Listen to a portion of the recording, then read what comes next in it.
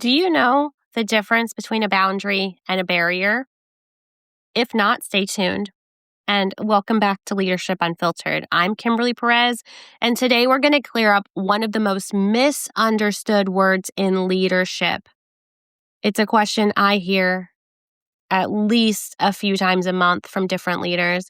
What is actually the difference between boundaries and barriers? Because they feel like either they have no boundaries at all, or they put up walls and wonder, why is the team so disconnected? And if you've ever wondered that, that is two of the most common leadership failure modes in just one sentence. So let's just unpack both. A barrier is a wall. Simply put, it keeps people out. It blocks the connection, the information, and the trust. Leaders build barriers when they have been burned up by vulnerability. Maybe they shared something and it was used against them, so they put armor up, and that wall becomes distance. And that distance becomes a culture where no one feels seen, and the leader wonders why people do not bring them real problems. A boundary is completely different. A boundary is not a wall. It's not a structure. It's not a barrier. A boundary tells people how to work with you effectively. It creates clarity. And clarity is one of the most generous things a leader can offer their team. I was talking to a leader recently, and one of her boundaries is that she doesn't answer non-urgent messages after the workday ends, which is 5 p.m. It shouldn't be blocking anyone since everyone is supposed to be clocked out. And it's a structure that protects their ability to be present during the hours that they are working. And she's able to focus in the evening on her children. And they communicated that clearly with their team so they knew what to expect.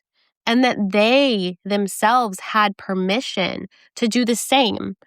They should not expect to hear from their manager after 5 p.m. because that is outside of office hours.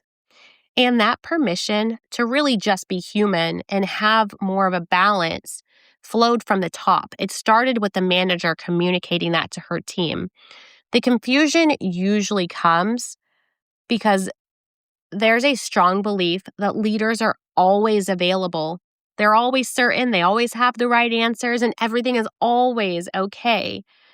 So a lot of leaders that I talk to, they don't have any boundaries, and then they end up burned out. Or they are so rigid trying to have a boundary that their team feels like they're cold and no one can really trust them because they don't know what to expect. Real boundaries are relational. You communicate them, you can explain them, and you do not just put up a wall and hope other people figure it out. And boundaries protect your energy so that you can actually lead your team. Leaders with no boundaries do not just burn themselves out. They model that for everyone around them. And then you have an entire organization running on fumes, and you call it work ethic. I'm Kimberly Perez, and this has been Leadership Unfiltered.